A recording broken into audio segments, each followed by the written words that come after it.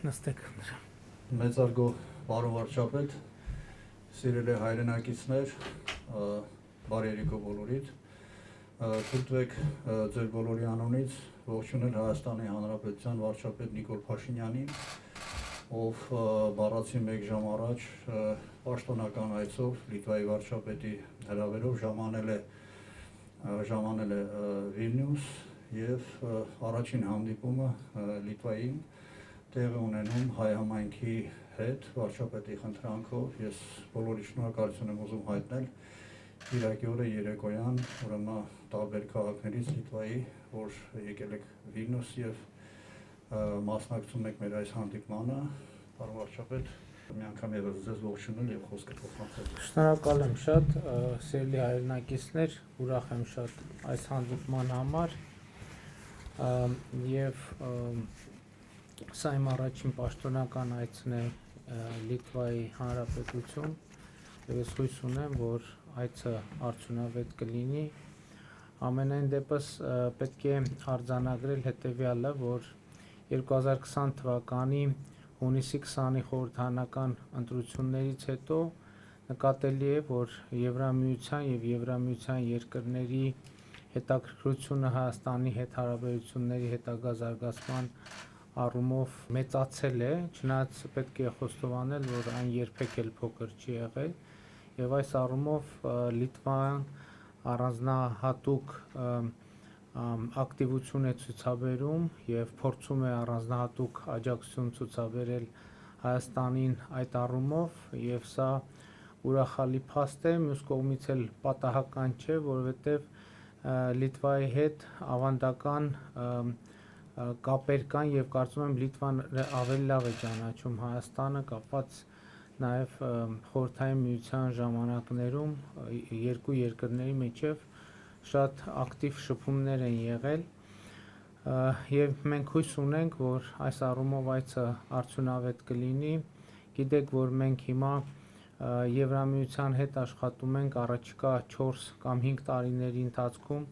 2.6 միլիարդ եվրոյի ներդրումային ծրագիր իրականացնելու համար։ Այդ ծրագրերը ունեն մի քանի ուղղվածություն գործարարության զարգացման, տեխնոլոգիաների զարգացման, փոքր եւ միջին բիզնեսի արդյունավետության բարձրացման, թվայնացման, Սյունիքի մարզի կամ Հայաստանի հարավային շրջանների դիմակայունության զարգացման առումով եւ սրանք ծրագրեր են, որոնք մենք շատ կարեւորում ենք։ Պիտի ասեմ, որ մենք արդեն իսկ մեր պատկերացումները ծրագրի վերաբերյալ ներկայացրել ենք Եվրամիության գործընկերներին եւ հիմա հույս ունենք արդեն կոնկրետ առարկայական աշխատանք տանել իրականացման ուղղությամբ։ Իհարկե, այս ծրագրերը պիտի իրականացվեն նաեւ Հայաստանի բյուջեի համաֆինանսավորմամբ։ Մենք հիմա քննարկում ենք 2022 թվականի բյուջեն եւ այդ ծրագրերի մեկնարկը ներառված է բյուջեում։ Իհարկե, ես կարող եմ կռահել, որ ձեզ ամենաշատը հետաքրքրում է այն իրադրությունը, որ հաստատված է կամ արկա է Հայաստանի շուրջ։ Ետպատերազմական շրջանը գիտեք շատ ծանր էր մեզ համար, ընդ որում եթե մեծ հաշվով ներքաղաքական իրադրության հետ կապված խնդիրները մենք կարողացանք լուծել, արտաքին միջավայրի հետ կապված խնդիրները շարունակում են շատ լարված մնալ, ընդ որում ես ելի ուզում եմ ընդգծել, որ սա ներքին լարումները հաղթահարելու շատ հետաքրքիր փորձառություններ այն առումով, որ Հայաստանի Հանրապետությունում առաջին անգամ ընտրությունները ծառայեցին ներքաղաքական լարվածությունը հաղթահարելու գործիք եւ որովհետեւ հիմնական պրակտիկան մեր երկրում հակառակն է եղել, որովհետեւ ընտրությունները սովորաբար ներքաղաքական լարվածություն առաջացնելու առիթ են տվել, քան թե հակառակը։ Եվ այս առումով գոհունակությամբ պիտի նշեմ, որ Հայաստանի Հանրապետությունում հանրային հուզումների այն մթնոլորտը, որ մենք ունեինք 2020 թվականի նոյեմբերից մինչև 2021 թվականի հունիս, ըստ էության լուծված է, բայց արտաքին միջավայրի հետ կապված խնդիրները բավականին բարդ են եւ ես պիտի ասեմ, որ միջավայրը Հայաստանի շուրջ շարունակում է մնալ լարված, չնայած այս ամենին մենք որդեգրել ենք Հայաստանի եւ մեր տարածաշրջանի համար խաղ զարգացման դարաշրջան բացելու քաղաքականությունը եւ մենք հասկանում ենք, որ այս գործընթացը խաղաղությունը միայն Հայաստանից չէ կախված, բայց միևնույն ժամանակ մենք շարունակելու ենք այս ուղեգիծը, ինչքան էլ հասկանում ենք, որ ամեն օր տեղի են ունենում իրադարձություններ, որոնց նպատակը հակառակը ապացուցելն է, որ մեր տարածաշրջանում խաղաղությունը հնարավոր չէ, բայց սա մեր ռազմավարական ուղեգիծն է եւ մենք պիտի փորձենք շարժվել այս ճանապարհով խաղաղ զարգացման դարաշրջան բացելը, Հայաստանի ինքնիշխանությունը, պետականությունը եւ տարածքային ամբողջականությունը պաշտպանելը եւ Լեռնային Ղարաբաղի հայության իրավունքները, այդ թվում ինքնորոշման իրավունքը պաշտպանելը մեր կարևոր առաջնահերթություններից է, բայց մենք նաև պիտի անկեղծ խոստովանենք եւ իմանանք, որ այս առաջնահերթությունները պաշտպանելու ճանապարհը կամ ճանապարհին մենք քայլում ենք ըստ էության ականապատ դաշտով եւ այդ ականապատ դաշտով քայլելիս պետք է չափազանց զգուշ եւ շրջահայաց լինենք, ըստ էության ոչ մի բան այս առումով չի փոխվել, որովհետեւ այդ դաշտը միշտ էլ ականապատ է եղել, այլ բան, որ ինչքան այդ ականապատ դաշտի մեջ խորանում ես, այնքան ավելի ականների խտությունն է ավելանում եւ մենք հենց դա տեսանք 2020 թվականի աշնանը եւ ցավոք պատերազմը ունեցավ մեզ համար դժվար, նույնիսկ աղետալի ընթացք, բայց նաև Հայաստանը, հայ ժողովուրդը, հայ հանրությունը, Արցախի ժողովուրդը ցույց են տալիս բացառիկ դիմակայունություն եւ սա շատ կարեւոր է եւ պիտի արձանագրել եւ մեզ պետք է ուժերի լարում, ուժերի գերլարում մեր առաջ դրած խնդիրները լուծելու համար եւ այդ խնդիրը որպես խնդրի գագաթնակետ եւ որպես խնդրի կուլմինացիա ես ձևակերպում եմ տարածաշրջանի համար խաղաղ զարգացման եւ Հայաստանի Հանրապետության համար, Արցախի համար խաղաղ զարգացման դարաշրջան բացելու անհրաժեշտությունը եւ հրամայականը։ Իհարկե այս ճանապարհին շատ կարեւոր է, որ մենք ի վերջո վերլուծենք մեր նախորդ շրջանը, վերլուծենք եւ կարողանանք ճիշտ հետևությունների գալ եւ իհարկե նաեւ խորհրդարանական ընտրությունների նախընտրական քարոզարշավը բավականաչափ այսպիսի բաղադրիչ պարունակում էր, որովհետեւ իսկապես քարոզարշավի ընթացքում քաղաքական բանավեճի ընթացքում շատ է խոսվել տեղի ունեցածի մասին, բայց ես կարծում եմ, ոչ թե կարծում եմ, այլ գիտեմ, որ ինչքան էլ շատ խոսացված լինի, կան նրբություններ, որոնց մասին չի խոսացվել եւ մենք շատ կարեւոր ենք համարում մեր անցած անկախության 30 տարիները վերլուծելը եւ հույս ունեմ, որ այդ վերլուծության արդյունքում մենք կկարողանանք նոր էջ բացել մեր պետության պատմության համար եւ այդ պատմությունը ինքը կլինի շատ ավելի պոզիտիվ։ Այսքանը որպես նախաբան ես հաճույքով կպատասխանեմ ձեր հարցերին, ես ուղղակի պիտի խնդրեմ ձեզ, որ բոլոր այն հարցերը, որոնք ձեր մտքում կան, այդ հարցերը բարձրաձայնել, որպեսզի մենք անկեղծ խոսակցություն ունենալու հնարավորություն ունենանք, որովհետև այս հանդիպումները իմաստ չեն ունենա, եթե լսարանը չբարձրաձայնի այն հարցերը, որոնք իրենց իսկապես անկեղծ եւ լրջորեն հետաքրքրում են։ Շնորհակալ եմ։ Ողջունում ենք ձեզ, պարոն վարչապետ, Լիտվայում։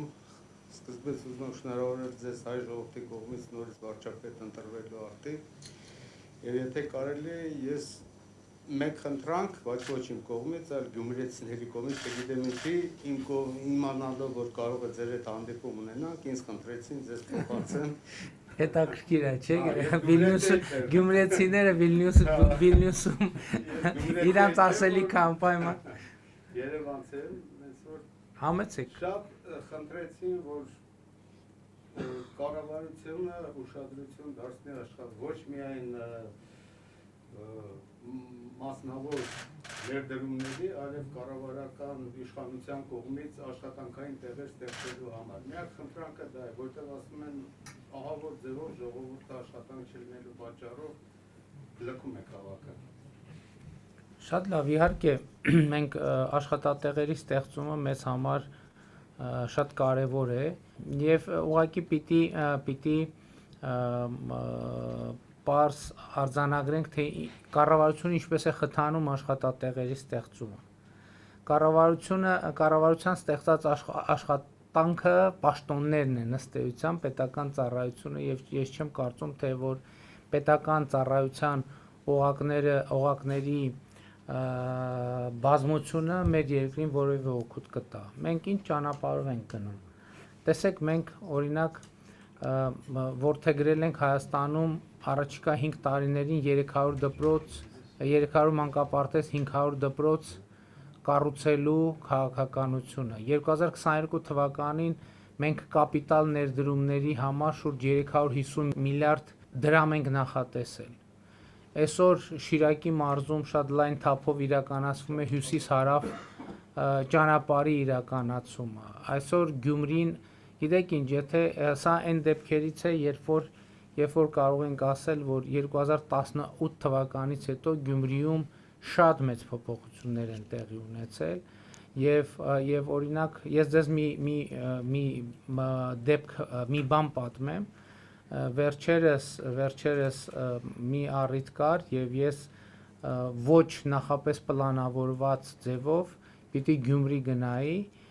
եւ ինձ աշխատակազմից տեղեկացրին, որ Գյումրիում հյուրանոցի ազատ համար չկա, որպեսզի կարողանանք մենք այնտեղ գնալ, գիշերել եւ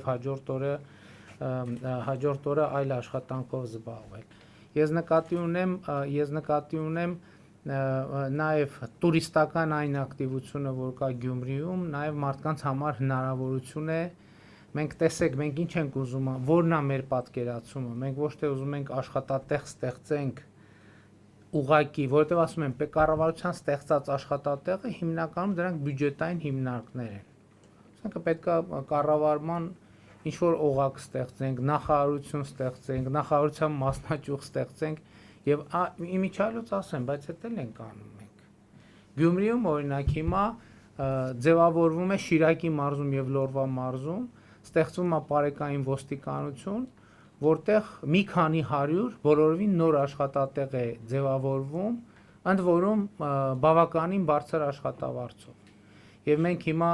այդ բարեկային ոստիկանությունը փորձում ենք բոլորովին նոր չափանիշներով ստեղծել, միջազգային չափանիշներին համապատասխան ծառայություն ենք ուզում ստեղծել եւ նաեւ ուզում եմ ձեր ուշադրությունը հրավիրեմ, որ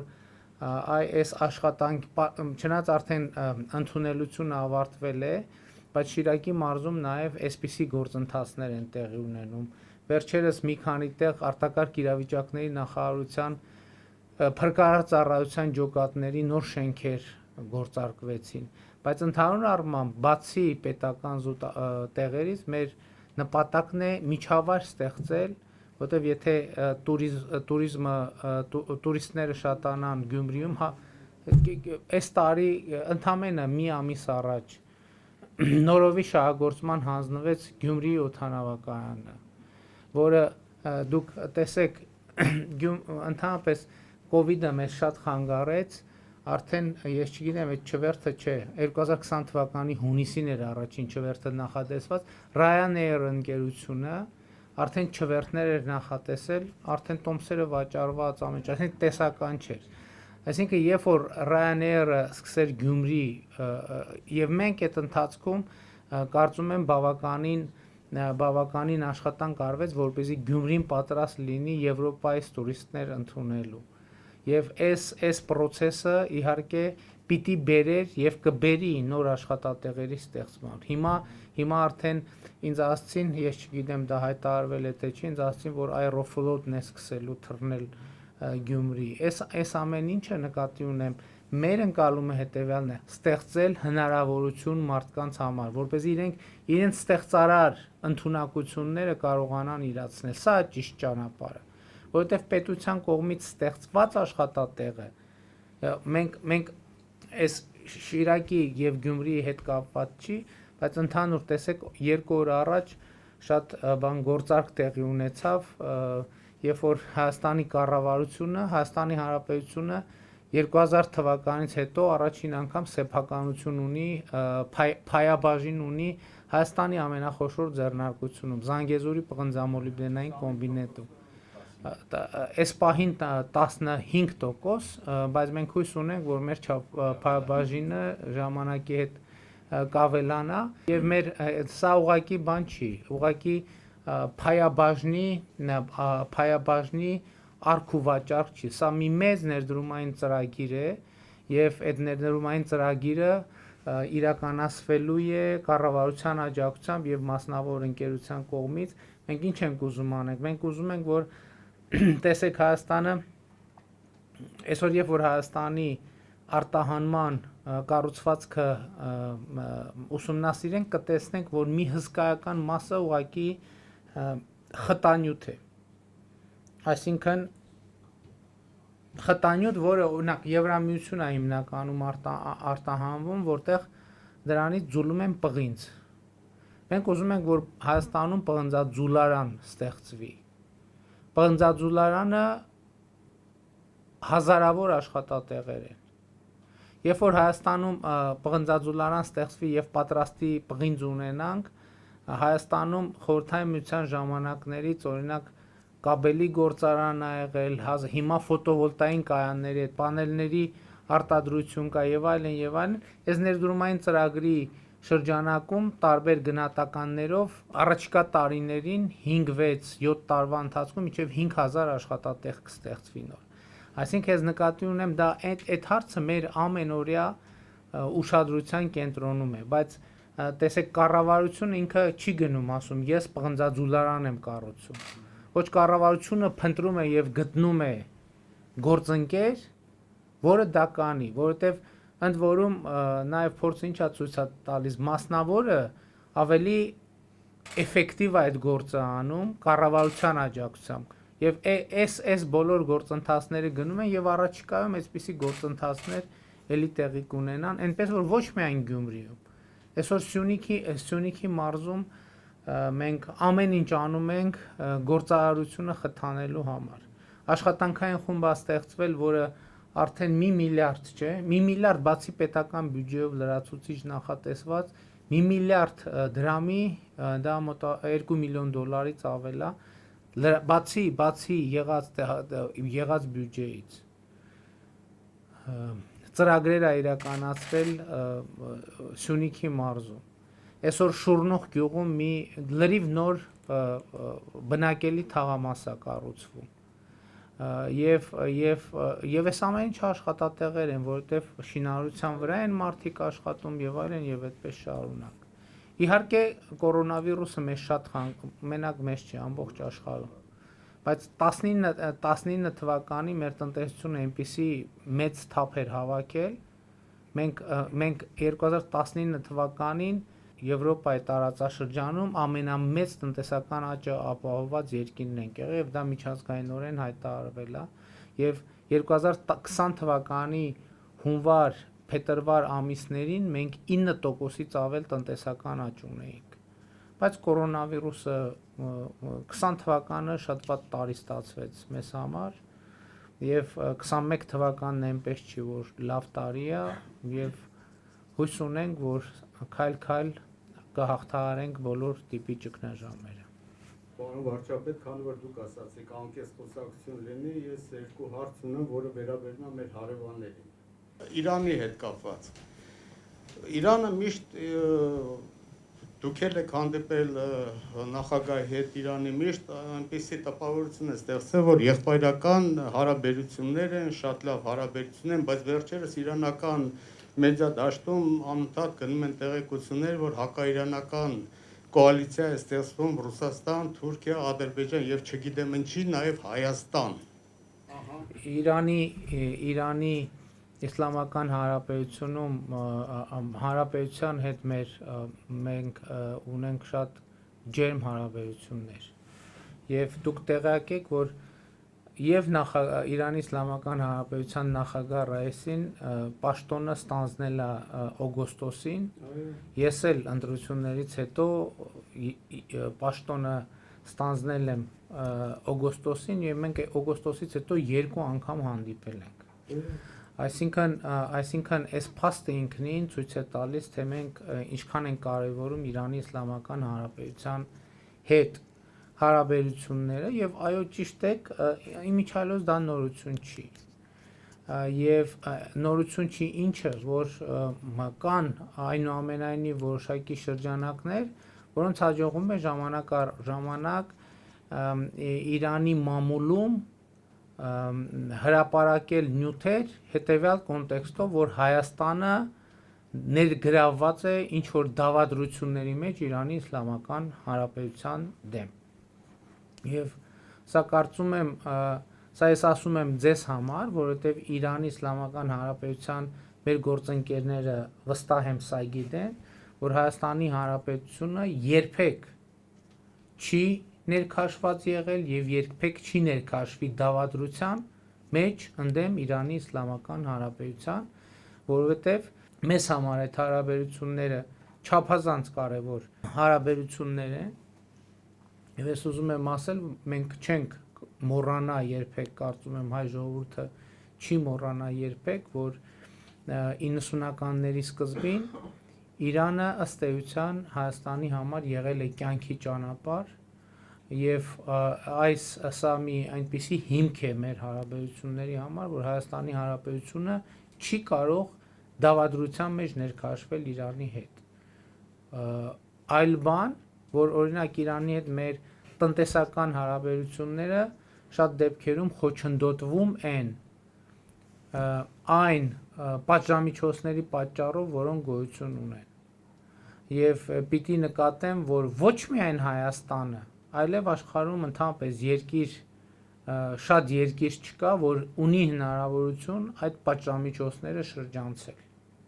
Եվ այս օբյեկտիվ իրականության մեջ ենք մենք ապրում եւ ցավոք սրտի սա փաստ է, բայց որ Հայաստանը երբեք Իրանի դեմ դավադրությունների մեջ չի մտնի, դա կարծում եմ այնքան ակնհայտ է, որ դրա մասին նույնիսկ պետք չի ասել։ Մենք հիմա ընդհակառակը, տեսեք, մենք խոշոր նախագծեր ունենք Իրանի Իսլամական Հանրապետության հետ։ Եվ մենք նախագահ Ռայիսի հետ իմ քննարկումների ժամանակ ես խնդրել եւ առաջարկել եմ, որպեսզի մենք այդ նախագծերը արագացնենք իրականացումը։ Մասնավորապես կառուցվում է դեպի Իրան 3-րդ էլեկտրագիծը բարձրավոլտ, որը կառուցում է իրանական ընկերություն եւ մենք անդադ մեր գործընկերներին խնդրում ենք հնարավորինս արագ այդ էլեկտրագիծը կառուցել։ Մենք հույս ունենք առաջիկայում երկարացնել գազ էլեկտրաէներգիայի դիմաց գործարքը։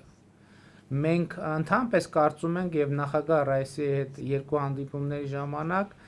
ես առաջարկել եմ, որ մենք վերադառնանք կամ վերհիշենք, որ կար մի այսպիսի նախագիծ Մեղրի հեկի շինարարություն, Մեղրի ջրամբարի եւ հեկի շինարարություն Արաքսգետի վրա, որը կարծում եմ շատ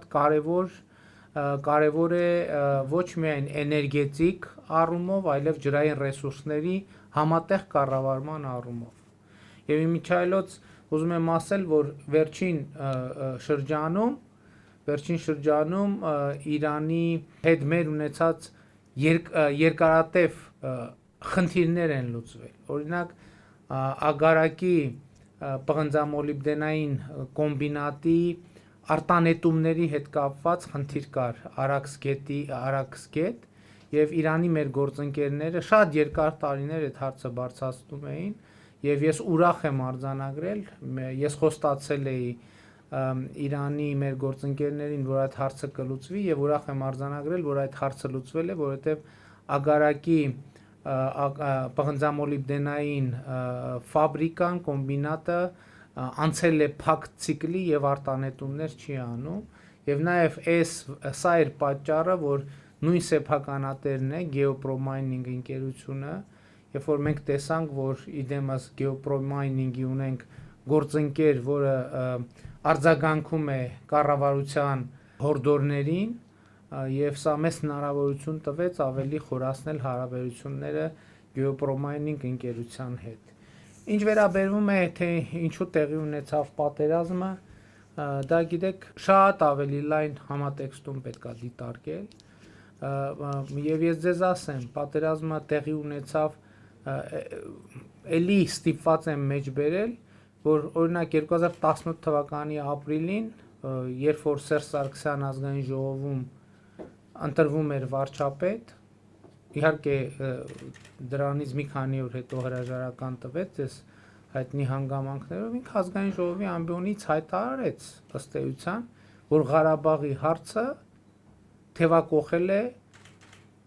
մի փուլ, որտեղ պատերազմի հավանականությունը էականորեն մեծանում։ Իսկ ո՞րն է այդ փուլը։ Ինչ էր տեղի ունեցել, որ պատերազմի հավանականությունը պետքա մեծանար։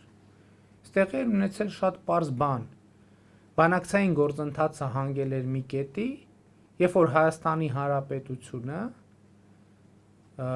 բանակցություններում ըստ էության չէր կարողացել պաշտպանել Հայաստանի եւ Արցախի շահերը։ Եվ դա ինքը Սերժ Սարգսյանն է հայտարարում 2018 թվականի ապրիլին, ասելով, որ Ադրբեջանը բանակցությունները որևէ հույս չեն ներշնչում, ավելի ճիշտ բանակցությունները կանգնած են, որովհետև Ադրբեջանի ակնկալիքները բանակցային գործընթացից անիրատեսական են եւ անընդունելի մեզ համար։ Ինչ էր տեղի ունեցել։ Տեղի ունեցել մի բան, բանակցային գործընթացը հասել էր մի կետի, որ հայկական կողմը պետքա 7 շրջանները հանձներ, 7 շրջանները պետքա հանձներ եւ Ղարաբաղի կարգավիճակում Ղարաբաղը որևէ կարգավիճակ պիտի չունենար, այդ թվում նաեւ միջանկյալ։ Մեծ հաշվով, գիտեք, եւ այդտեղ էլ պատահական բան չկա, որովհետեւ եթե ինձ հարցնեք, Ղարաբաղի հարցի կարգավորման ճարտարապետությունը նախագծումը ավարտվել է 1998-99 թվականին։ Երկու ապացուցելի իրադարձությամբ, 2+1 ապացուցելի իրադարձությամբ։ Առաջի իրադարձությունն այն է, երբ որ Լեռնային Ղարաբաղը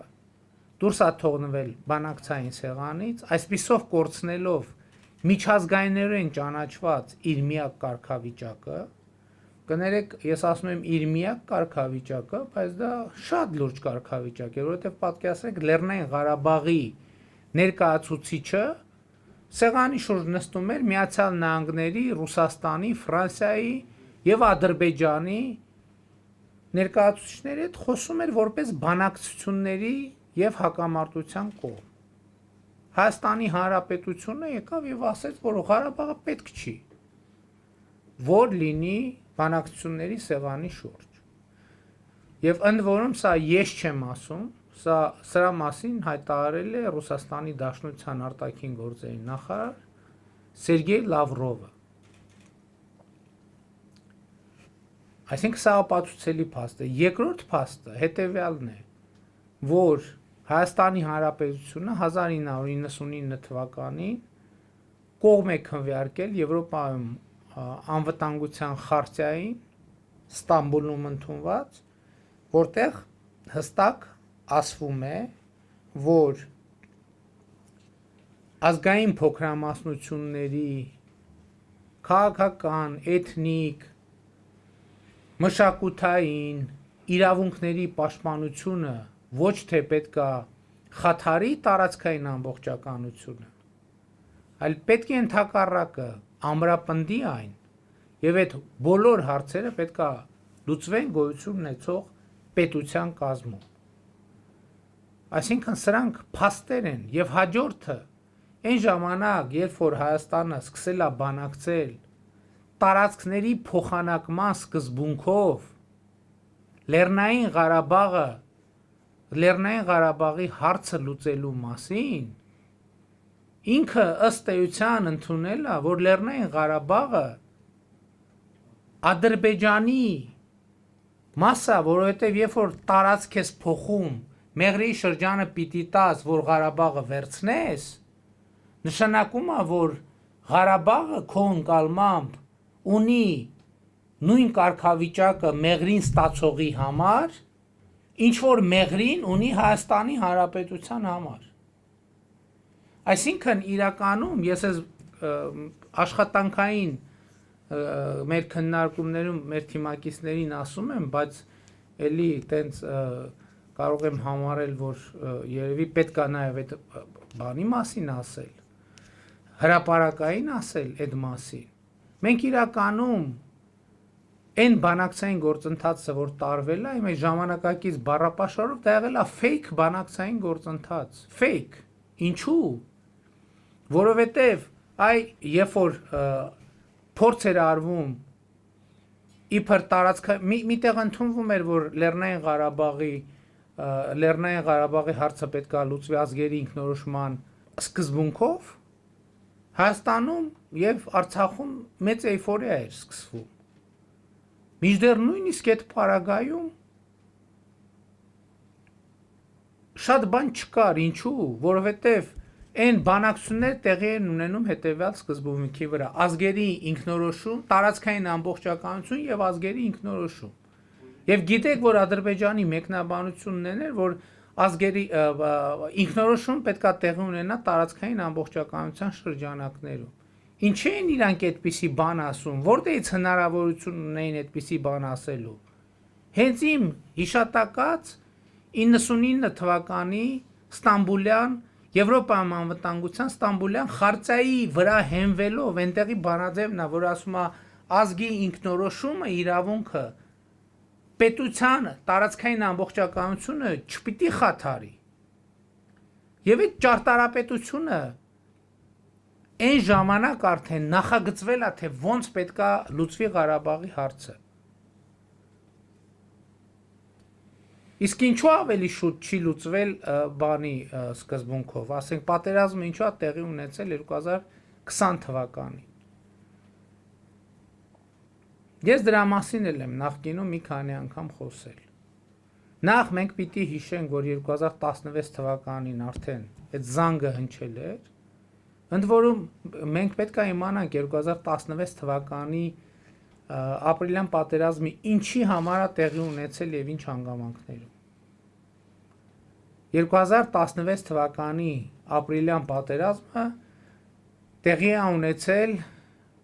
2016 թվականի հունվարին տեղի ունեցած մի շատ կարևոր իրադարձությունից հետո։ Այդ իրադարձությունը հետևյալն էր, որ համանախագահողները ըստ էության Հայաստանի առաջ դնում են պահանջ, հորդոր,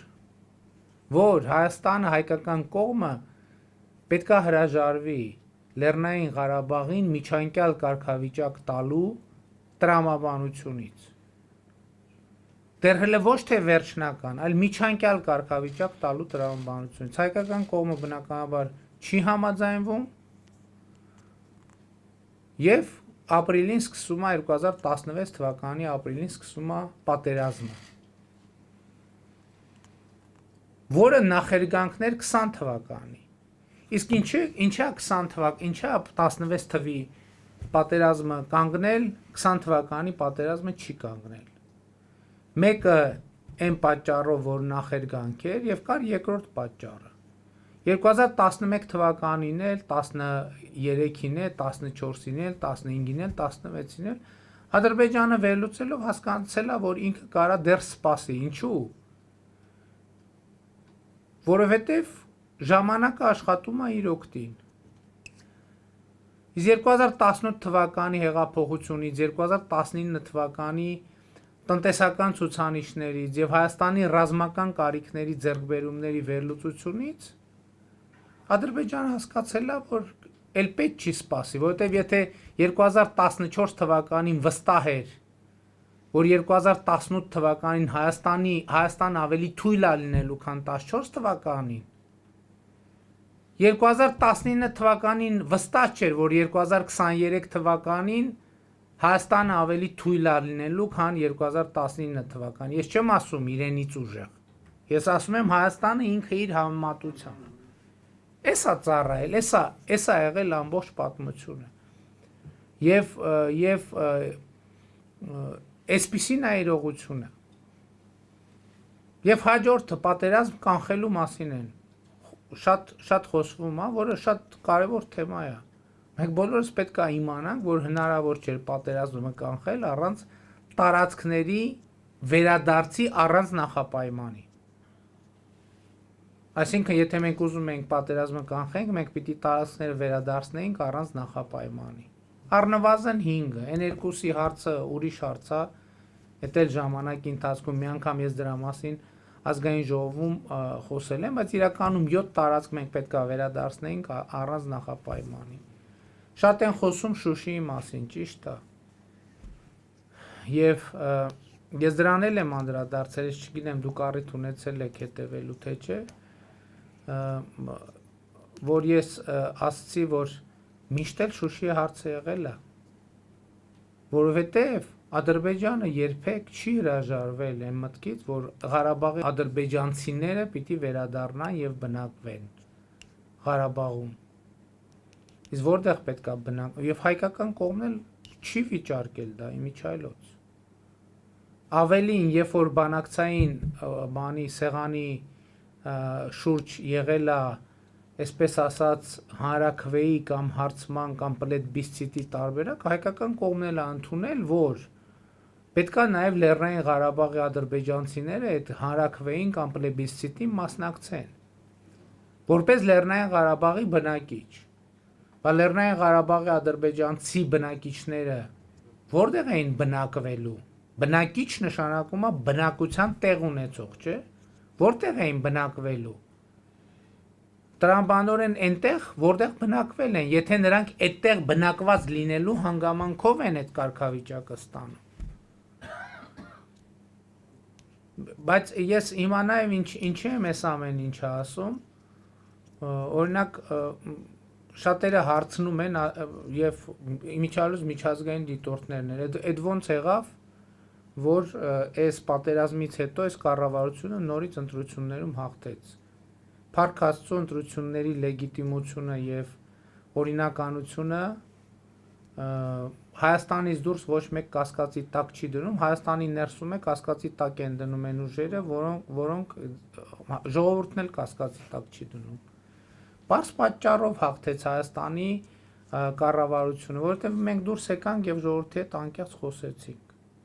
Եվ ժողովուրդը մեզ լսեց, մեր ասածը համադրեց իր տեսածի հետ, ինչ որ ինքը տեսել է 30 տարի լսել է։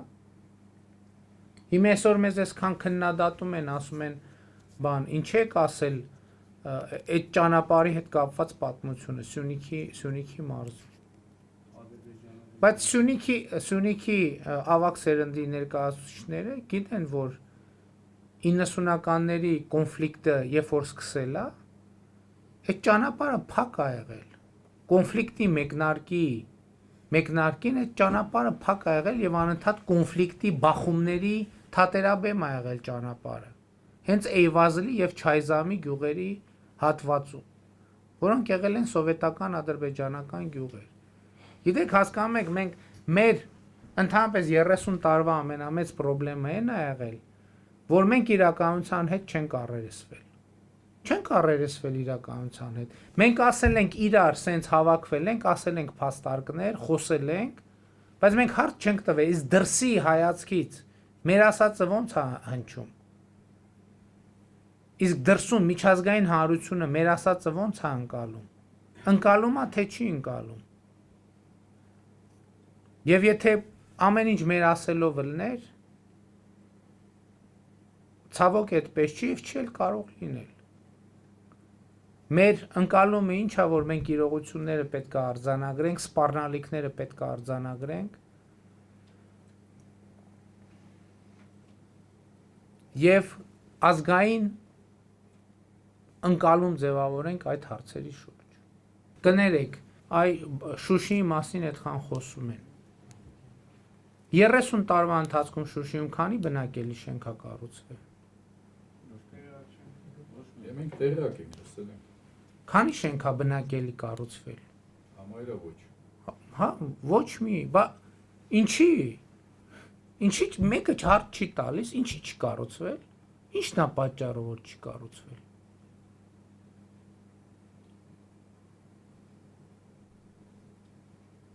Համարվել է որպես ադրբեջանական։ Չգիտեմ, դուք ասացիք։ Ինչն է տրամաբանությունն ինչա որ չի կառուցվել։ Ասենք փող չեն ունեցել այդ մարդիկ։ Վերջ, ակնհայտ է պատասխանը։ Ակնհայտ է պատասխանը։ Պարոն վարչապետ, շնորհակալություն իհարկե, որ անմիջական շփում ունենք, մենք բոլորս ձեզ հետ, բայց լավ չէր լինի, ճիշտ չէր լինի, թե չհարցնեինք ինչ աշխատանքներ կամ ինչ ծրագրեր Սփյուռքի հետ, Սփյուռքահայության հետ նոր մեթոդներ կամ նոր ձևեր, որը որ միգուցե դուք անդրադառնայիք դրան։ Մենք այսօր լուրջ բարդություններ ունենք Սփյուռքի հետ աշխատելու առումով։ Ինչի։ Որտեւ ինքը բարդ է շատ։ Չէ, բարդ է, բայց մենք ուզում ենք Սփյուռքի հետ հարաբերվելու ձևը փոխենք։ Մենք չենք ուզում, մենք ուզում ենք իրոք Սփյուռքի հետ հարաբերվենք։ Մենք չենք ուզում Սփյուռքի միայն Սփյուռքի ներկայացուցիչների հետ շփվենք։ Մենք ուզում ենք բազմաթիվ ներկայացուցիչների հետ շփվենք, որովհետև ավելի լավ պատկերացում ունենանք։ Մինչև հիմա, օրինակ,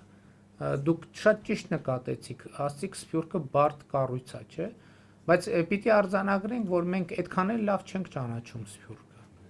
Ինչ շերտեր կան այնտեղ, ինչ խնդիրներ կան, ինչ են մտածում մարդիկ։ Եվ ի վերջո եկեք արձանագրենք մի բան, դժբախտաբար Սփյուռքը վերջին 30 տարիներին էականորեն փոխվել է։ Որովհետև Սփյուռքի մի շատ հսկայական զանգվածը հայաստանցիներ են։ Հայաստանի Հանրապետությունից ցավոք սրտի, ցավոք, բայց Հայաստանի Հանրապետությունից արտագաղթած մարդիկ են, որոնք արդեն այնտեղ որոշակիորեն կայացել են, արդեն ունեն որոշ հնարավորություններ, ստեղծում են նաև կազմակերպություններ եւ ուզում են Հայաստանի կառավարության հետ խոսելու, շփվելու հնարավորություն ստանան։ Եվ մենք լեգիտիմ ենք համարում այդ ձգտումը, որովհետև պատկերացրեք, մարդիկ հազարավոր հայերի ներկայացնող կազմակերպություն, ուզում է Հայաստանի կառավարության հետ շփվի, մենք ասում ենք, չէ, չենք շփվում ձեզ հետ։ Սա տարօրինակ կլինի, չէ՞։ Եվ ինչ ենք մենք ուզում, հենց մենք սա ենք ուզում, մենք ուզում ենք իրոք շփվենք։ Հիմա տեսեք, պաշտոնական այցա Լիտվայի Հանրապետություն, բայց այսօր այս շփումը ես շատ կարևոր եմ համարում։ Շատ կարևոր եմ համարում, որովհետև մենք պետքա խոսենք իրար հետ։ Մենք պետքա խոսենք իրար հետ ոչ միայն այն բաների մասին, որոնց մասին միշտ խոսվել է եւ ընդունված է խոսել։ Մենք պետք է այո հենց անկյաց խոսենք։ Պետքա շատ բաց խոսենք։ Երբեմն ֆորմալությունները հաշվի չառնելով, որովհետև մենք մեր երկիրը, մեր ժողովուրդը մի հանգրվանում է, որ մենք պետքա ճիշտ ախտորոշենք մեր խնդիրները եւ ճիշտ պետք է կարողանանք տեղորոշել մեր կոորդինատները։ Հակառակ դեպքում մենք կմոլորվենք անդառնալիորեն։ Եվ մենք պետքա, այո, ես պատահական չասեցի, մենք այսօր պետք է հասկանանք, որ ականապատ դաշտի միջով ենք քայլում։ Այդ ականապատ դաշտը հաղթահարելը շատ մեծ կոնսոլիդացիա է պահանջում եւ շատ հստակ պատկերացում է պահանջում կոորդինատների, որտեղ են գտնվում եւ ուր են գնում եւ ուր են ուզում հասնել։ Այս առումով թերևս Սփյուռքի հետ մեր հարաբերությունների ձևի փոփոխության մասին պատկերացումը, օրինակ գիտեք ինչ, այսօր այնպիսի բաներ են տեղում, Իրանի Իսլամական Հանրապետության մասին խոսեցիք, չէ՞։ Մենք երբ որ խորանում ենք, տեսնում ենք, որ այդ աղբյուրները, որոնք Իրանի Իսլամական Հանրապետության մամուլում լուրեր են տարածում, փորձելով Հայաստանի իմիջը ստեղծել որպես թշնամական երկիր Իրանի հետ, ցավոք սրտի շատ դեպքերում Իրանի որոշակի հայկական շրջանակներն են դա անում, որոնք Հայաստանում ունեն ընդդիմադիր քաղաքական որոշակի ուղղվածություն։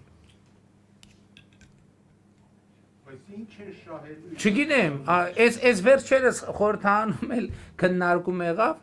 այնտեղ Իրանի Իսլամական Հանրապետությունում գրում են, որ մենք ենք, ենթադրենք այդ տերմինները այդ ինչ լավ էր գտել են գլոբալ տերմինը, ով որտեղ ինչ չի կարողանում կամ խնդրեմ ունի, Սորոսական։ Իրանի մամուլում ասենք օրինակ դաշնակցական շրջանակները են անում, պատկերացնում են ստեղծում, որ Հայաստանում սորոսական կառավարություն, լավ էր գոնե խորհրդանում վերջերս քննարկում եղավ, պարզվեց, որ ամենամեծ սորոսականը դաշնակցական հեռուստաընկերությունն է, որը $100,000 գրանտ է ստացել Սորոսի գրասենյակից։ Այսինքն հասկանում եք, այս բանը, այս գործելակերպը, որովհետև այս դեպքում այն ինչ որ ասվում է, չի ասվում է Հայաստանի, չի խփում միայն Հայաստանի կառավարությանը երևի ամենակիչն է խփում։ Խփում է Հայաստանի անվտանգության շահերին։ Գնում են Իրանի մամուլում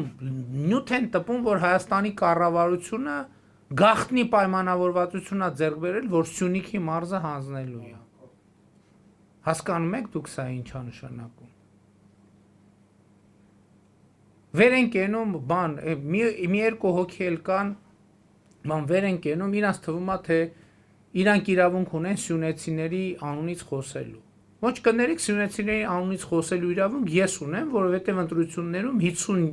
53 եւ այսինքն բացարձակ մեծամասնություն եմ ստացել Սյունիքի մարզում, որպես վարչապետի թեկնածու։ Ես կարամ սյունեցիների անունից խոսամ։ Ոնց կարա ասենք ենթադրենք ընտրությունները մեզ պարտված քաղաքական ուժի ներկայացուցիչները գան ասեն սյունեցիները մտածում են, սյունեցիները ինչ մտածում էին ընտրությունների ժամանակ ցույց տվեցին։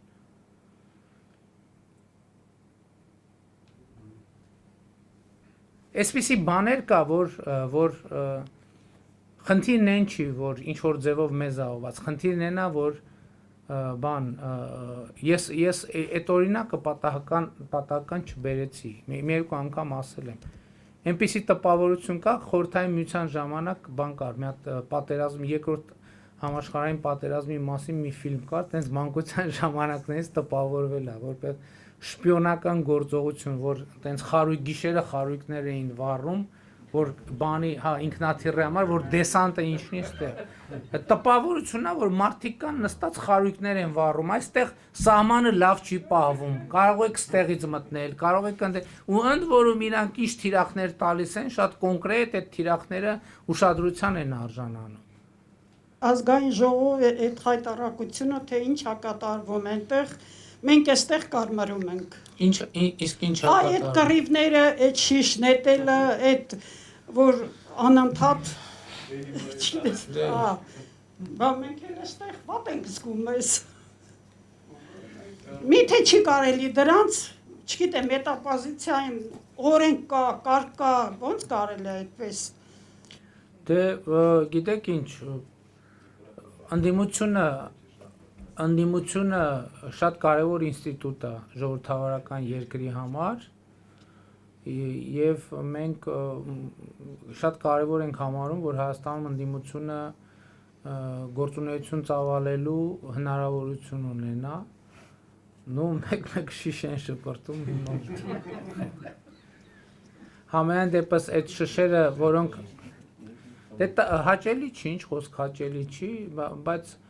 հույս ունեմ, որ այդպիսի երևույթներ չեն լինի, բայց այդ էլ ասենք դե տենց պետք չի ասել, որ տենց ամաչում ենք, աշխարհի բազմաթիվ երկրներում են ընդ որում շատ զարգացած եւ շատ քաղաքակիրթ երկրներում տեղ են ունենում, մնում են, Դա երևի ամեն ինչ պետք է արվի, որ դա տեղի չունենա, բայց մյուս կողմից էլ իհարկե բռնության ցանկացած դրսևորում դատապարտելի է, բայց մյուս կողմից էլ ցավոք կամ բարեբախտաբար մենք աշխարհում միակ երկիրը չենք, որտեղ այդպիսի բան տեղի է ունենում։ Հակառակը մենք ոնց որ թե աշխարհում միակ երկիրն ենք, այստեղ գուցե սխալվեմ, չգիտեմ, բայց շատ երկիր չկա հաստատ, որտեղ մուտք գործածելն եւ ազգային ժողովի նիստի ընթացքում երկրի վարչապետին, ազգային ժողովի նախագահին, նախարարների, падգամավորների գնդակահար են։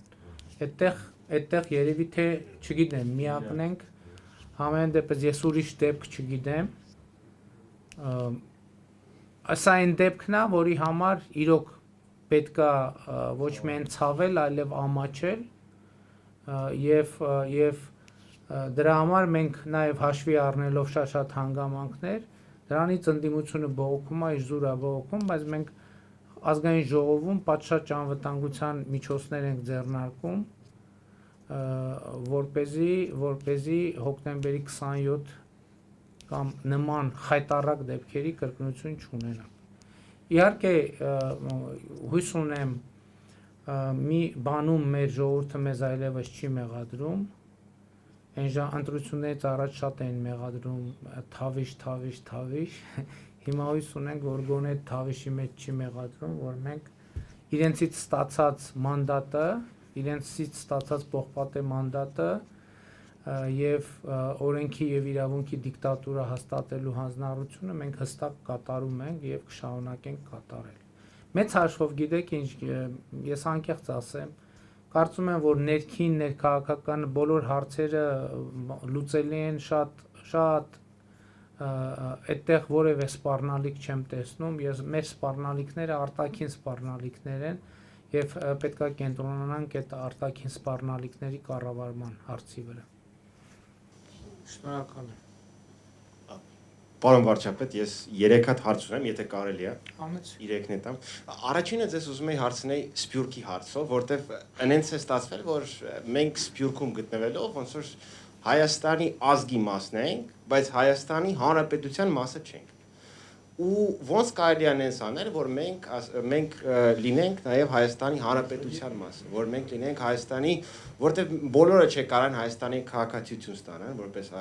որպես արդեն մենք տեսանք, օրինակ լեհերը ունեն ցենց կարտապալյակը, չէ, որը տալիս է լեհերին ինչ որ առավելություններ է տալի Լեհաստանում, ինչ որ մի նախագիծ կարող է լինի նաև Հայաստանում, որ թողնի, որ Սփյուռքը հայերը մասնակցեն Հայաստանի ժողովրդական ինչ-որ process-ներին եւ ավելի ակտիվ մասնակցեն Հայաստանի քաղաքական կյանքին։ Գիտեք, ընդհանրապես դուք ասացիք Հայաստանի Հանրապետություն եւ պետության կարևոր բաղադրիչներից մեկը քաղաքացիությունն է։ Այսինքն, եթե ինքը քաղաքացիության ինստիտուտը չկա, դա հնարավոր չի պատկերացնել։ Եվ հետևաբար քաղաքացիության ինստիտուտը ինքը պետք է պաշտպանված լինի, որովհետև սա իրոք պետականության կարևոր սյուներից մեկն է եւ քաղաքացիները մարդ ինքը որոշում է նաեւ հնարավորություն ունի որոշելու թե որ երկրի քաղաքացի լինի։ Մյուս կողմից դուք գիտեք, որ Հայաստանում հիմա շատ հեշտացված է ազգությամբ հայերը երկքաղաքացիություն ստանալու հնարավորություն ունեն։ Այսինքն Հայաստանի Հանրապետությունը չի ակնկալում, որ Հայաստանի քաղաքացիություն ստացողը պիտի հրաժարվի այլ երկրի քաղաքացիությունից։ Բայց կան երկրներ, որտեղ այդ հնարավորությունը տրվում է, որ օրինակ Հայաստանի քաղաքացի լինեն, կան երկրներ, որտեղ այդ հնարավորությունը չկա։ Եվ այստեղ քաղաքական իմիջիալոց ասեմ, Հայաստանի օրենսդրությամբ նախատեսված է, որ Հայաստանի Հանրապետության քաղաքացի չհանդիսացող մարդիկ կարող են մասնակցել տեղական ինքնակառավարման մարմինների ընտրություններին։ Այսինքն, եթե հիմա դուք գաք Լիտվայի քաղաքացի լինելով, բնակվեք ինչ-որ մի ժամանակ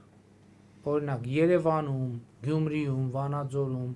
հիմա մենք ընտրակարգը փոխել ենք 5000-ից ավել բնակչություն ունեցող բոլոր քաղաքներում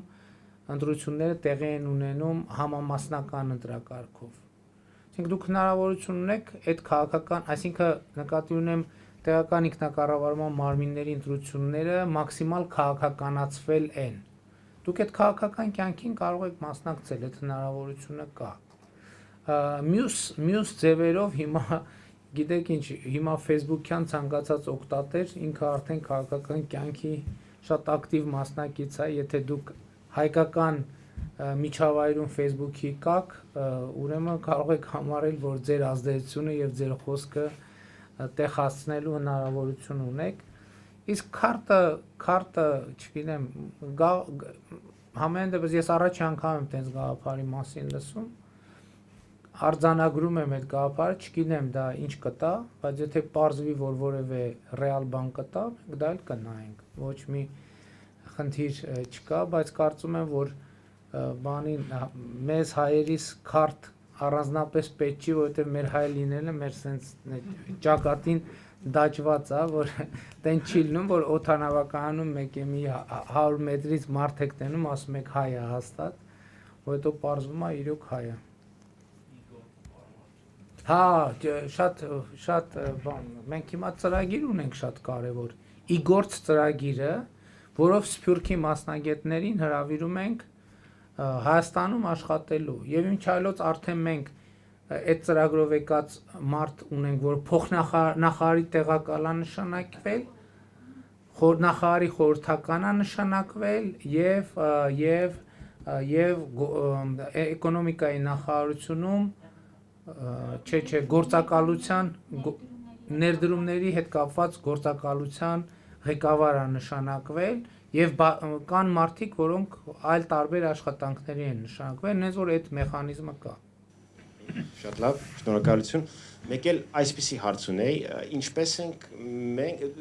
ինչ քայլեր են ձեռնարկում եւ ձեռնարկվելու են իրոք այսպիսի քայլեր, որ մեր պաշտպանական համակարգը դիվերսիֆիկացիա լինի, այսինքն թե որ մենք միայն մի պետությունից կախված չլինենք, այլ նաև ուրիշ պետությունները լինեն մասնակից մեր պաշտպանական համակարգին։ Գիտեք, Հայաստանը հավաքական անվտանգության պայմանագրի անդամ երկիր է, բայց այնպես չի, որ մենք միայն հապկի շրջանակում ենք անվտանգության ոլորտում համագործակցում, մենք այլ երկրների հետ էլ ենք անվտանգության ոլորտում համագործակցում բայց որ անվտանգային ոլորտում մեր համար մեկ գործընկեր Ռուսաստանի Դաշնությունն է, դա այդպես է եւ այդպես էլ կլինի։ Այլ առաջարկների վերաբերյալ այնպես չի, որ մենք ասում ենք չենք քննարկի, մենք քննարկում ենք, եթե այդպիսի առաջարկներ լինում են, կշռում ենք եւ նաեւ եթե ինչ որ մի համագործակցություն ձևավորվում է, իհարկե մենք հաշվի պիտի առնենք նաև մեր դաշնակիցների կարծիքը, մեր այդ թվում մեր բարեկամ երկրների կարծիքը եւ համոզված լինենք, որ այդ նման համագործակցության մեջ նրանք սպառնալիք չեն տեսնում իրենց անվտանգությանը, որպեսզի այդ օրինակ համագործակցություն ծավալվի։ Որտեւ այդ շատ կարեւոր է, որ մենք լինենք հուսալի գործընկեր, եթե ուզում ենք ուրիշները մեզ համար լինեն հուսալի գործընկեր, մենք էլ ուրիշների համար պետք է լինենք հուսալի գործընկեր։ Շնորհակալություն։ Մեկ էլ այսպիսի հարց, իսկապես հունիսի 20-ից հետո, օրինակ հունիսի 20-ին ես շատ հպարտ եմ, որ ես Հայաստանի քաղաքացի եմ, որ եւ Լիտվան այդ մեսեջը շատ իրանք տեսան, որ Հայաստանում իսկապես կարող են ազատ ժողովրդավարական ընտրություններ կայանան եւ ուրեմն ձեզ sense հարց, քանի որ Լիտվա եւ Հայաստանի հարաբերությունները զարգանում են, որտեղ եք դուք տեսնում ամենամեծ պոտենցիալը։ Գիտեք, ես ձեզ մի բան ասեմ, ժամանակակից աշխարհում այն հարաբերությունները, որոնք շատ լուրջ տնտեսական հենարան չունեն, այդ հարաբերությունները, հա, իրանք գոյություն ունեն, բայց կշռի առումով իրանք ծանրակշիռ չեն դառնում։ առանց տնտեսական բաղադրիչի ժամանակակից աշխարհում ոչ մի չնայած երբեք էլ չի եղել։ Եվ մենք եթե ուզում ենք որևէ երկրի հետ հարաբերություն զարգացնենք, պետք է տնտեսական հարաբերությունները զարգացնենք։ Առաջին հերթին, ասենք, փոխադարձ առևտրի ծավալը։ Մենք ինչքան առևտուր ենք անում իրար հետ։ Օրինակ Լիտվայի հետ մեր առևտուրը շատ փոքր է, սիմվոլիկ մակարդակի առևտուր է։ Եվ մենք այստեղ էլ մեզ կովիդը շատ խանգարեց, որովհետև Վիզեր ընկերությունը նաև անցյալ տարի հասցրեց, չէ՞ մի քանի հատ թռիչք արեց։ Չհասցրեց։ Հա։ Հիմա էստա, որովհետև տեսեք, ընդհանրապես ինչ ենք մենք այսքան ավիա փոխադրումների ոլորտը կարևորում։ Որովհետև տնտեսական հարաբերությունները սկսում են մարդկանց հարաբերություններից։ Երբ որ մարդիկ ունեն հաղորդակցվելու, ինչ որ հարցեր քննարկելու եւ ներդրումներ անելու փոխադարձ հնարավորություններ։ Եվ ես կասեմ հետեւյալը, այո, շատ լավ է, իհարկե հունիսի 20-ի ընտրությունները այդ առումով շատ կարևոր են եւ ես կարծում եմ, որ հունիսի 20-ին ընտրությունները կայանալու փաստը եւ ես ուրախ եմ, որ մենք քաղաքական կամք ունեցանք գնալ այդ ճանապարհով, որովհետև դա ակնհայտ, բայց հեշտ որոշում չէր։ Եկեք օրինակ հարց կար իսկ ինչքանով վերահսկելի հնարավոր կլինի պահել իրավիճակը այդ մթնոլորտում ընտրությունների ժամանակ։ Եվ ես այստեղ ուզում եմ արժանին մատուցել մեր իրավապահ մարմիններին, որոնք այդ խառը վիճակում շատ ընտրությունների ընթացքում մենք ընդհանրապես միջադեպ չունեցանք, չէ՞։ Պատկերացնում եք, այդ դժոխային 7 ամիսներից հետո ընտրություններ առանց որևէ այսպես բան էլի, որ հիմա հիշենք։ Չեմ ասում միջադեպ եղած կլինի, մեկը մեկի մի բան ասած, բայց հիմա որ հիշենք մենք, որ այդ տենց միջադեպ ա եղել։ Այս շատ կարևոր է։ Շատ լավ Եվրամիությունը, Լիտվան հարաբերությունների համար պոզիտիվ ֆոն է ստեղծում, բայց հարց, այդ պոզիտիվ ֆոնը ինչի համար պետք է օգտագործել։ Տնտեսական կապերը ակտիվացնելու, որովհետև եթե այդ կապերը տնտեսապես չակտիվանան, այս հարաբերությունները լավն են, շատ լավ մթնոլորտ կա։ Շատ լավ մթնոլորտ կա, բայց մենք հույս ունեմ մեր ակնկալիքն են չի, որ ժամանակ առ ժամանակ պաշտոնական այցեր կատարենք, քաղաքական խոսակցություն ունենք, որը շատ կարևոր է, բայց պետքա ինքը բան ունենա, պտուղ ունենա այդ խոսակցությունը։ Եվ այդ պտուղը, այո, քաղաքական ժողովրդավարությունը օրինակ շատ կարևոր անկյունակար է մեր հարաբերությունների համար, բայց այդ անկյունակարը միայն անկյունակարը կարևոր է, բայց ինքը միայն անկյունակարը շատ բան չի նշանակում, այդ անկյունակարը պետքա կառույց ունենա իր շուրջը։ Այդ կառույցը տնտեսական կապերն են։ Ընդ որում կարելի է բարձր նշաձողեր չդնել ի սկզբանե։ Տեսեք, եթե ավիա փոխադրումներ հաջողվեց փորձել զարգացնել տուրիզմը իր հետևից այդ համատեքստում փորձ անել փոքր համատեղ ներդրումներ անել։ Եվ այլն եւ այդպես շարունակ։ Եվ տեխնոլոգիաների հիմա մենք պետքա Հայաստանի տրանսպորտային եւ լոգիստիկ խնդիրներ ունի, որը հույս ունեն, որ մենք կլուծենք առաջիկայում, բայց նաեւ լավ լուրն է նա, որ հիմա նաեւ տեխնոլոգիական արտադրանքը շատ դեպքերում ինքը տրանսպորտային խոչընդոտ ընդհանրապես չունի, որովհետեւ կարելի է ինքնաթիռով արտահանումներ անել եւ այլն։ Հետևաբար ոչ միայն Լիտվայի այդ բոլոր ուղղություններով, եթե մենք ուզում ենք արտաքին հարաբերությունները ամրացնել, դա պետք է ամրացնել տնտեսական կոմպոնենտով։ Եվ իմիջայլոց էլի տենց մեր մեջ ասած։ Նույն Ղարաբաղի հարցի հետ կապված։ Մենք ինչ խնդիր ենք ունեցել։ Եկեք նայենք օրինակ Ադրբեջանի արտաքին առևտրաշրջանառությունը, նույն եվրոպական եւ ոչ միայն եվրոպական երկրների հետ եւ մեր արտաքին առևտրաշրջանառությունը։ Դա ի վերջո կշիռ է եւ դա նժար է։ Դուք մի քանի ամիս առաջ Վրաստան էիք մեր հարևանի հետ հանդիպում ունեցել ինչ պերսպեկտիվա կա որ Վրաստանով երկաթգիծը վերականգնեն Հայաստանի համար դա շատ կարևոր ճանապարհ է Գիտեք, մենք շատ վերջին, չգիտեմ, 10 տարում շատ ենք խոսել աբխազական երկաթուղու բացման մասին։ Բայց մենք պետք է հասկանանք, որ դա հեշտ հարց չի եւ հավանականությունը, որ աբխազական երկաթուղին կբացվի, ես մեծ չեմ համարում։ Բայց դուք գիտեք, որ կա տարածաշրջանի կոմունիկացիաների բացման թեմա, եւ եթե մեզ հաջողվի Եռակոմ հանձնաժողովի շրջանակներում գալ համաձայնության, խոսքը Հայաստանի, Ռուսաստանի եւ Ադրբեջանի փոխվարչապետերի մակարդակով գործող հանձնաժողովի մասին է, դուք գիտեք, որ հենց այսօր էլ երկաթուղի կարող է Հայաստանից երկաթուղային կապ կարող է լինել դեպի արտաքին աշխարհ, Ռուսաստան, հետագայում նաև միջև Լիտվա, որովհետև Վրաստան, Ադրբեջան, Ռուսաստան երթուղով։ Եվ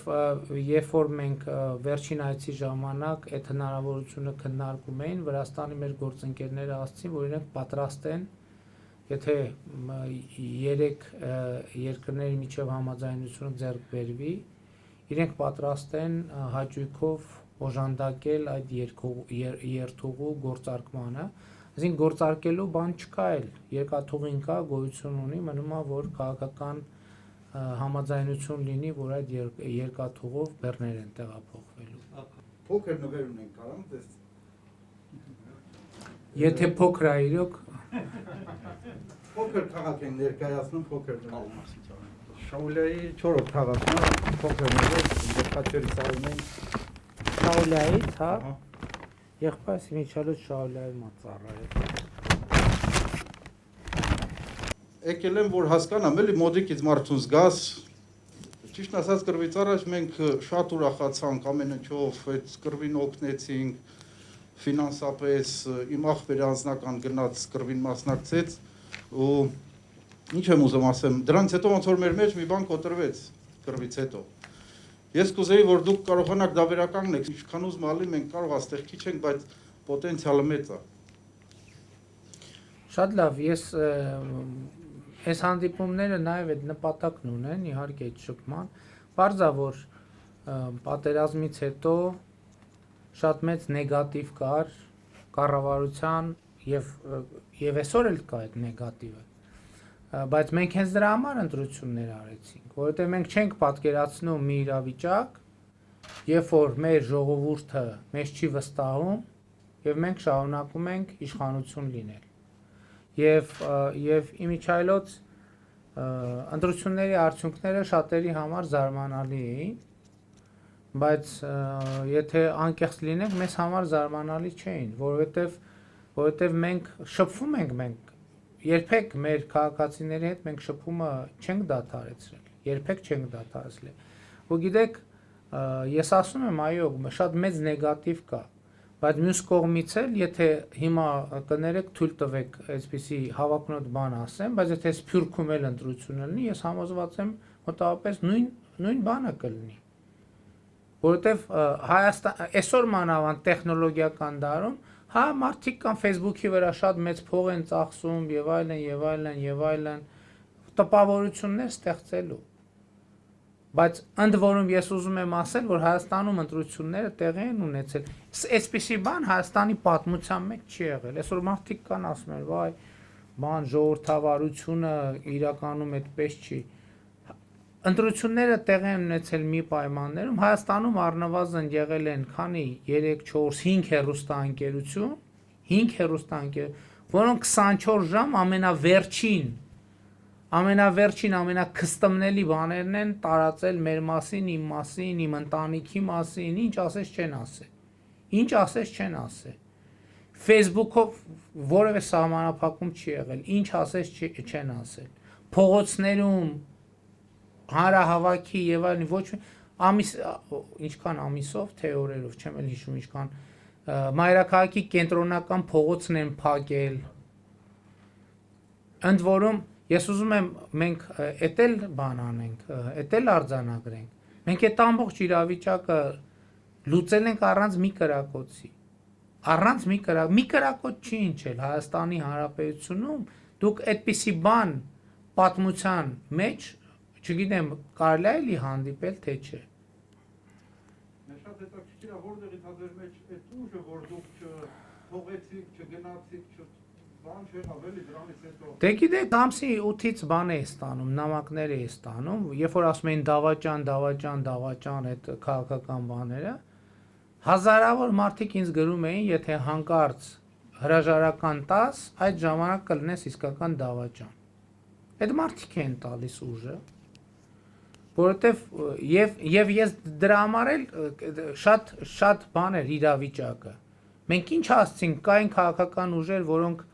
բան էին անում, հրաժարական էին պահանջում, ընդ որում այդ ուժերի հրավիրած ամենաշատ հանրահավաքին ներկա եղել մի ինչքան իրանք ասում են 30,000 իրավապահ մարմինների հաշվարկներով 12,500 եղել ամենամեծ մասնակցություն։ Լավ, թե ենթադրենք 30,000։ Եվ դրա համար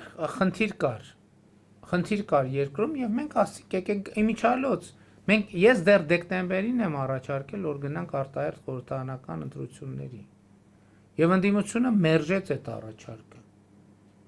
հետո փետրվարին մարտին ես նորից վերադարձա այդ գաղափարին եւ երբ որ խորհրդարանական խմբակցությունները ընդունեցին այդ առաջարկը մենք ասացինք շատ լավ ուրեմն մենք կգնանք ընտրությունների Գնացինք ընտրությունների եւ ընդ որում մենք ընտրություններից առաջ ասացինք մենք ժողովուրդը ոնց կորոշի տենց էլ կանենք որտեւ ինչի հրաժարական ինչի չգնացի որտեւ այդ բանը այդ իշխանությունը մենք ժողովրդից ենք ստացել ես չէի կարող այդ իշխանությունը տալ որևէ մեկին բացի ժողովրդից մենք շատ հստակ ձևակերպված դիրքորոշում ասել ենք իշխանությունը ժողովրդից ենք ստացել որևէ մեկը հույս չունենա, որ այդ իշխանությունը մենք կտանք իրան, քաղաքական ուժը լինի, խմբավորում, ով ուզում է լինի, մենք այդ ժողովրդը իշխանությունը կվերադարձնենք ժողովրդին, ժողովուրդը թող որոշի ում է տալիս, ում տա, մենք ասել ենք բազմիցս ես ինքս էլ հայտարարել եմ, ասել եմ ժողովուրդը ինչ որոշում կայացնի, մենք հնազանդ ենթարկվելու ենք այդ որոշմանը, որովհետև դա մեր սկզբունքն է եղել միշտ Որպես ընդդիմադիր ես իմ գործընկերների հետ պայքարել եմ առաջին հերթին դրա համար, որ ժողովուրդը իշխանություն ընտրելու հնարավորություն ունենա։ Եվ մենք կարողացել ենք դա սկզբունքային պահել։ Ընդ որում ուզում եմ հիշեցնել, որ մենք ընտրությունների գնացինք մի պայմաններում, որ իրանք որը մեկը համաձայն չէր, այտենց մեզ իշխանությունից հեռացնի։ Առնվազն գնդակահարություն։ Հա մենք ասացինք Մենք ասացինք, եթե ժողովուրդը որոշի, որ պետքա գնդակահարի, թող որոշի, բայց ժողովուրդը այլ բան որոշեց։ Մենք ասում էինք, թող ժողովուրդը մեր դատը անի, եւ ժողովուրդը արեց մեր դատը։ Եվ ինչի արեց, որովհետեւ տեսավ ժողովուրդը, որ մենք ճիշտ ենք ասում, անկեղծ ենք ասում, ազնիվ ենք ասում, չենք խաբում իրան ոչ մի բանում։ Որտեվ ժողովուրդը գիտի, թե ինչ է տեղի ունեցել 30 տարի բանակում։ Ժողովուրդը գիտի, թե ինչ է տեղի ունեցել, հա, ասում եմ, բա Շուշին Շուշիում ինչի շենքեր չէին կառուցվում։ Ինչի չէին կառուցվում։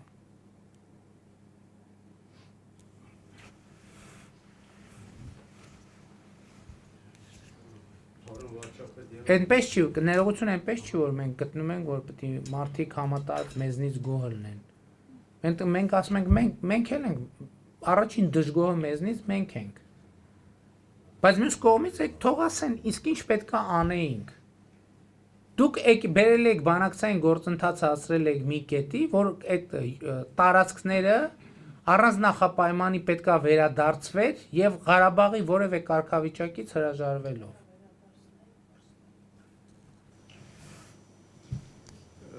Պարոն վարչապետ, Ադրբեջանի նախագահի վերջին հայտարարություններից մեկը,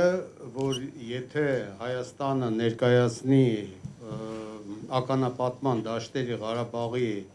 քարտեզները Ադրբեջանը adekvat քայլի կդիմի։ Ինչ եք մտածում, ինչ adekvat քայլի մասին է Ալիևը խոսում։ Դա նորից 15-20 հայ զինծառայող վերադարձնելն է։ Տեսեք, Ամբողջովին։ Ադրբեջանի նախագահը հայտարարել է, որ ինքը պատրաստ է ինձ հետ հանդիպել, եւ ես ասեմ, որ ես դեռ, եթե չեմ սխալվում, հուլիսին եմ հայտարարել, որ մենք պատրաստ ենք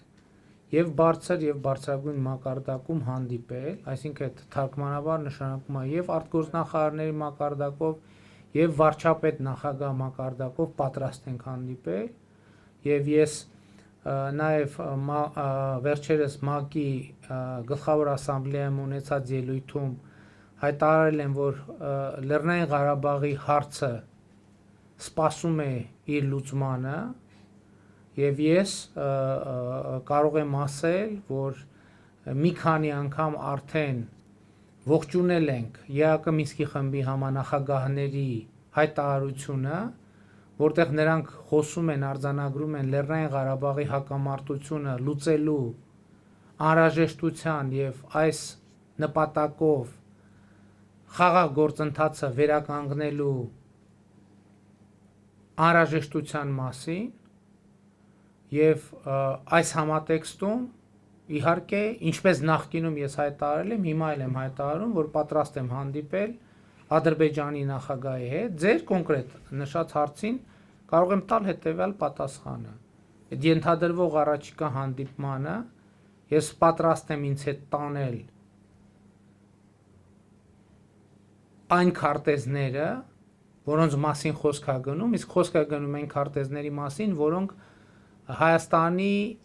եւ Ադրբեջանի զինված ուժերին իրարից չեն բաժանում, այսինքն դրանք ռազմական, գործնական, անվտանգային նշանակություն չունեն, այլ ունեն միայն հումանիտար նշանակություն, որովհետեւ գտնվում են Ադրբեջանի զինված ուժերի թիկունքում։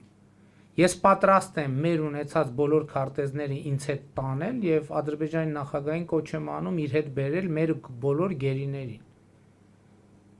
Բայց դուք վստահում եք Ալիևին, Ինչ առումով։ որ նա իր խոսքը կպահի։ Ես ասում եմ, ես պատրաստ եմ քարտեզները բոլորը տանեմ եւ ակնկալում եմ ինքն էլ թող մեր բոլոր գերիներին բերի այդ հանդիպման վայր։ Կամ ուղղակի ես ասել եմ, որ պատրաստ եմ այդ բոլոր քարտեզ, տեսեք, Ադրբեջանի նախագահը բողոքում ասում է այդ քարտեզների որակը, որ նախկինում մենք փոխանցել ենք, լավը չեն։ Ես տեսեք, մենք երկու արձանագրում, առաջինը մենք ունենք, տվել ենք այն քարտեզները, որ ունենք, այսինքն այն չի, որ լավ որակի քարտեզները պահել ենք դարակում, վատ որակի քարտեզները տվել ենք։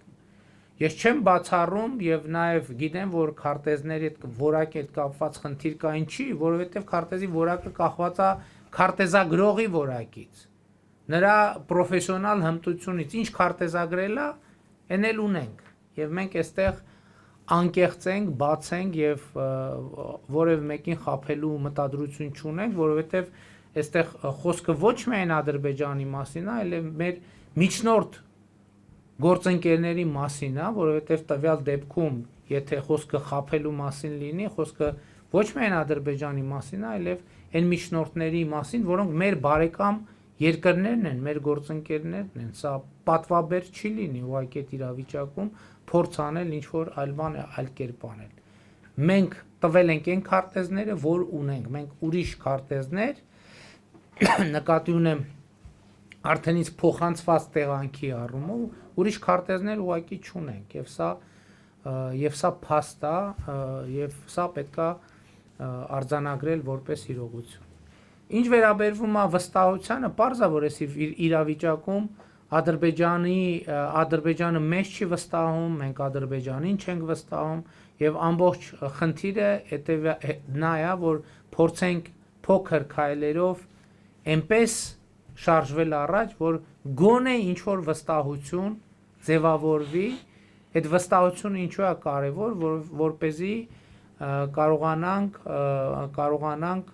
այո նաև հումանիտար հարցերը ավելի արագ լուծել եւ նաև մեր գերեվարված եղբայրներին օր առաջ վերադարձնել իրենց ընտանիքներ։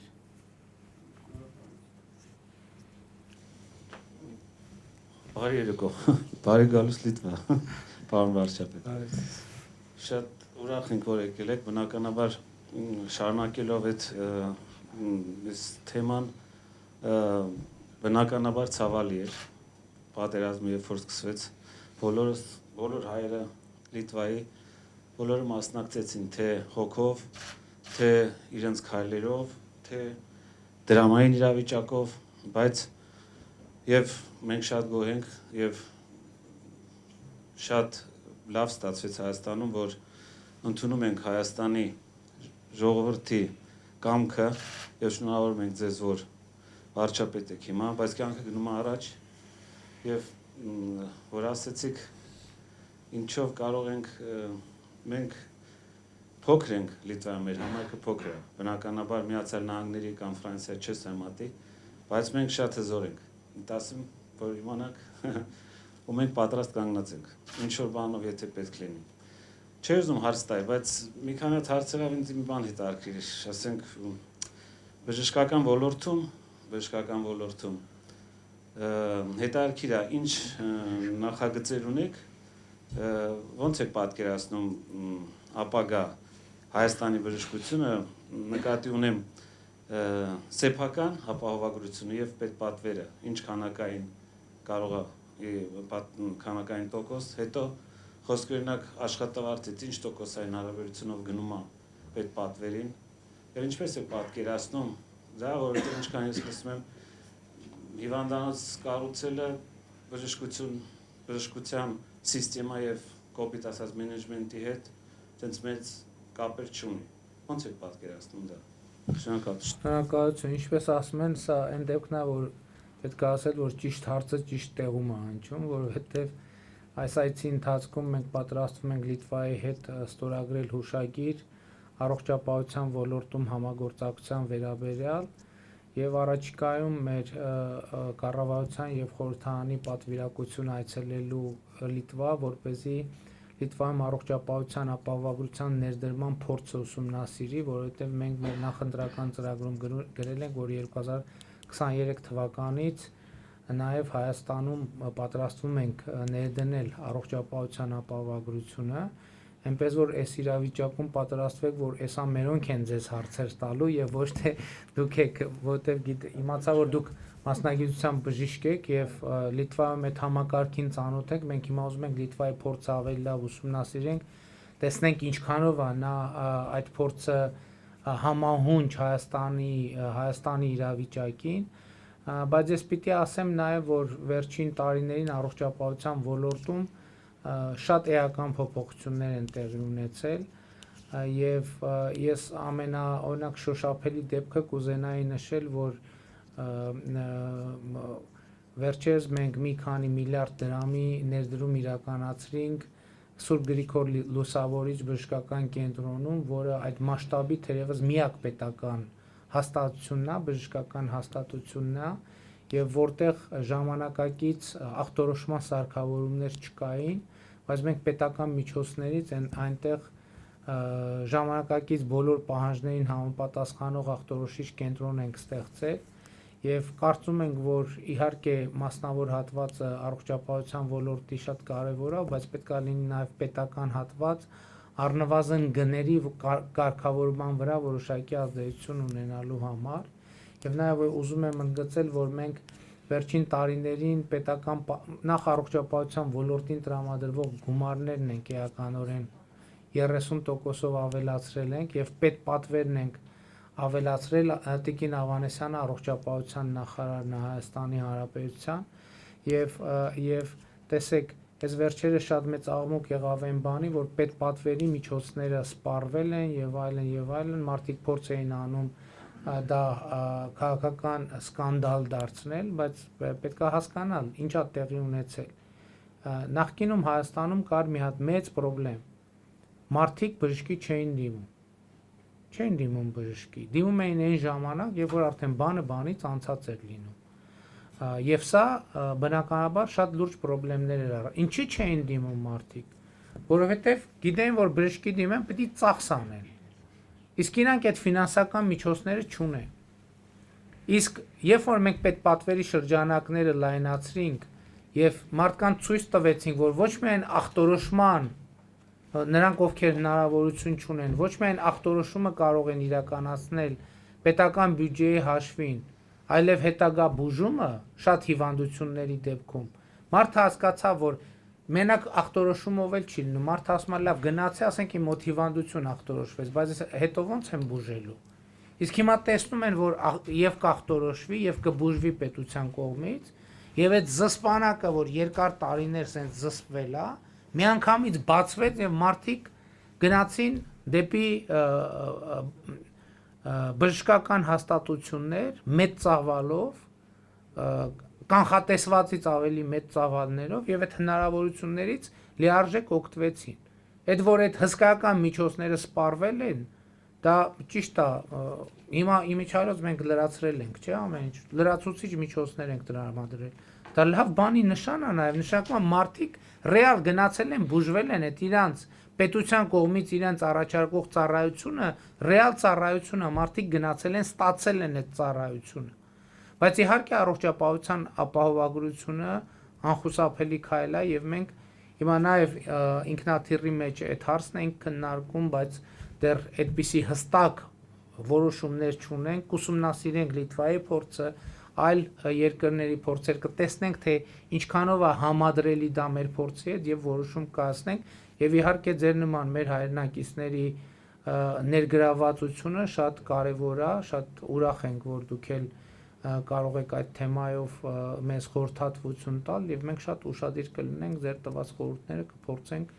մաքսիմալ օգուտը քաղել ձեր փորձառությունից։ Ես ուզում եմ շնորհակալություն հայտնել մեր բոլոր հայրենակիցներին այս միջոցառմանը քննարկմանը մասնակցելու համար։ Պարոն վարչապետ, ձեզ շնորհակալություն եւ առաջարկում եմ, որպեսզի այս երեկոն համարենք փակված, վարչապետը ունի դեռ էլի աշխատանքային ծրագրի մեջ ունի հանդիպում։ Շնորհակալություն ձեզ։